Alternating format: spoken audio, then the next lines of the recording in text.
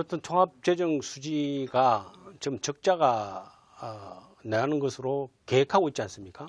그럼 얼마 정도의 적자를 이야기합니까? 지금 그 올해 예산은 통합재정 수지로는 GDP 대비 1.9%, 그리고 관리재정 수지는 3.9%입니다. 사실 우리는 통합재정수지와 관리재정수지에 대한 개념은 뭐냐면, 통합재정수지는 정부가 잘하고 못하고 관계없는 거지 않습니까?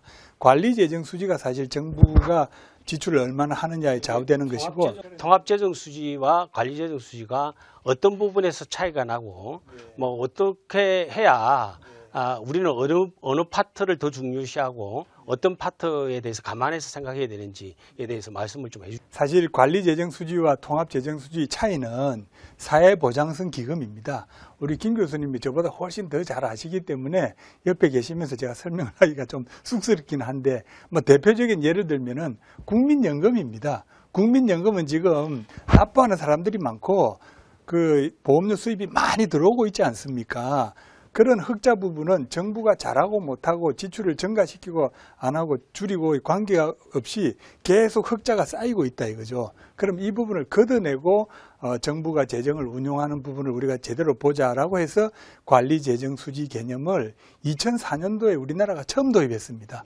사실 전 세계 많은 나라들이 통합재정수지의 개념으로 재정을 운용하고 있어요.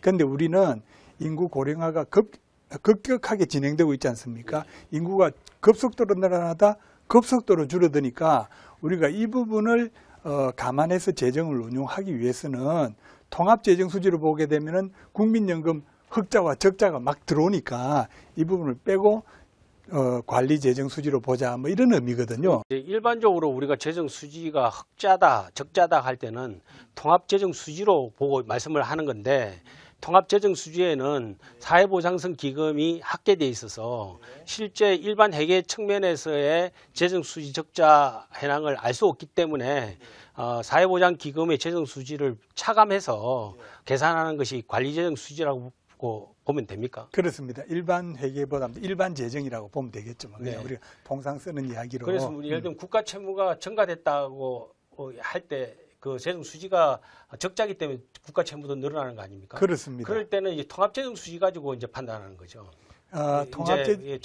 그렇다고 봐야 되겠죠. 국가 채무는.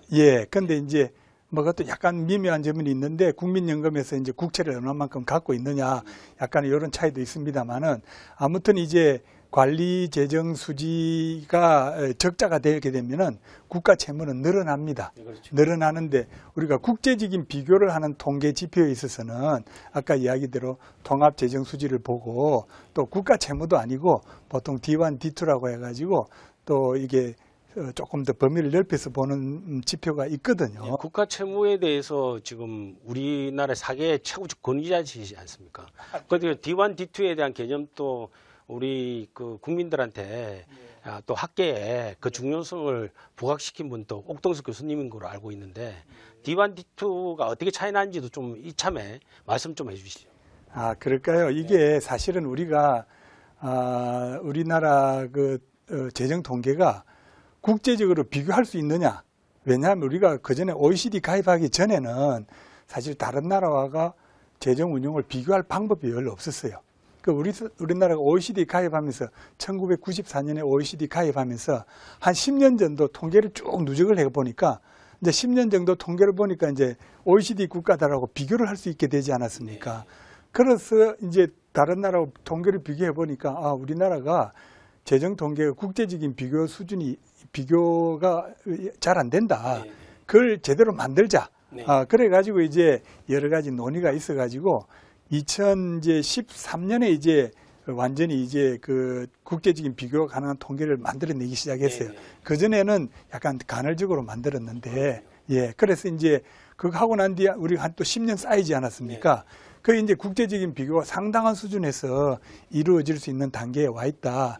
그래서 이제 그 부분에 대해서는 앞으로도 계속 이제 비교 관점에서 우리가 봐야 되지만, 그보다 이제 우리가 역사적인 추세를 봤을 때, 우리나라 재정 적자 규모를 봤을 때 우리가 지금 어느 정도 하고 있느냐, 뭐 이런 관점에서 보는 것도 중요하다고 봅니다.